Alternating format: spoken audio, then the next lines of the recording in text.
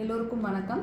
நான் டாக்டர் நித்யா, குழந்தைகள் நல மருத்துவர், Coimbatore cardiac and child clinic, Coimbatore. நம்ம சின்ன குழந்தைங்க பெயிண்ட்டு சுரண்டி சாப்பிட்றது, மண் எடுத்து சாப்பிட்றது, இந்த மாதிரி விஷயங்கள் பண்ணுறதை பார்த்துருப்போம். இப்போ குழந்தைங்கள விரட்டுவோம், இதெல்லாம் இனிமேல் சாப்பிடக்கூடாது அப்படின்னு சொல்லிட்டு. ஆனால் அதுக்கு பின்னாடி ஏதோ ஒரு பிரச்சனை இருக்கலாம் அப்படின்னு சொல்லி எனக்கு அதை யோசிச்சுருக்கீங்களா? இதுக்கு பேர் பைக்கா அப்படின்னு சொல்லுவோம். பைக்கானா என்ன அப்படின்னு கேட்டிங்கன்னா, ஈட்டிங் ஆஃப் நான் நியூட்ரிட்டிவ் ஆர் நான் ஃபுட் ஐட்டம்ஸ், அதாவது உண்ணக்கூடிய பொருள் அதை விட்டுட்டு வேறு ஏதாவது சாப்பிட்றது, உணவற்ற பொருட்களை சாப்பிட்றது தான் பைக்கா அப்படின்னு சொல்லி சொல்லுவோம்.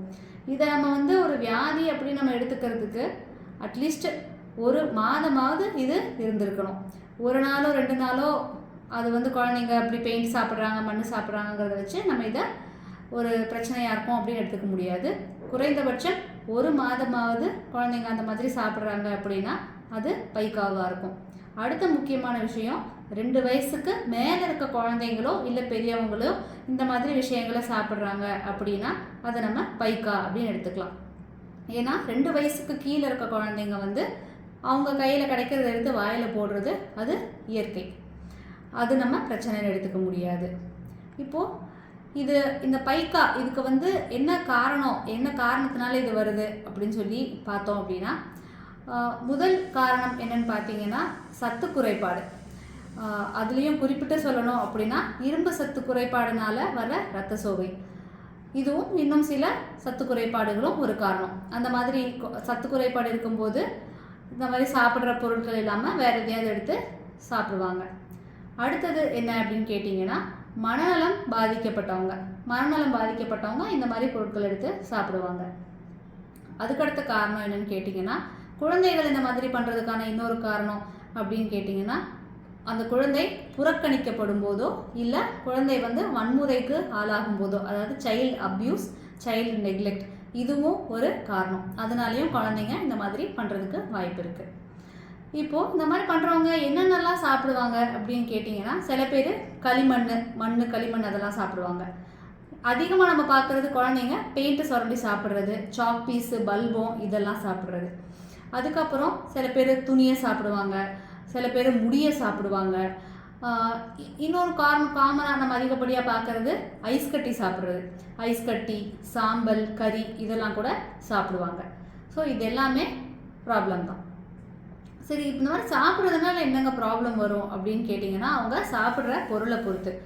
சாக் பீஸு, பல்பம், பெயிண்ட்டு இதெல்லாம் சுரண்டி சாப்பிட்றதால அதில் லெட்டு அப்படின்னு சொல்லுவோம். லெட்டுன்னு சொல்லப்படுற அந்த உலோகம் உடம்புக்குள்ளே போகும்போது பிரச்சனையை ஏற்படுத்தும். அது அளவுக்கு அதிகமாக எடுத்துக்கும் போது அதனால நரம்பு மண்டலம் பாதிக்கும், மூளையோட செயல்பாடில் பிரச்சனைகள் வரும், தலைவலி, வலிப்பு இந்த மாதிரி பிரச்சனைகள் வரும்.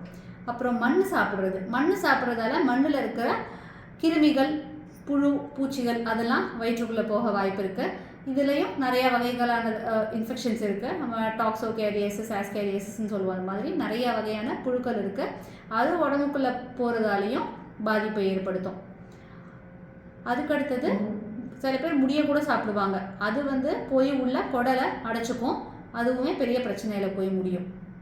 இப்போ இந்த மாதிரி பண்ணுறதுக்கு நம்ம என்ன ட்ரீட்மெண்ட் எடுக்கணும் அப்படின்னு கேட்டிங்கன்னா, முதல்ல அவங்க என்ன சாப்பிட்றாங்கிறத பொறுத்து ஒன்று.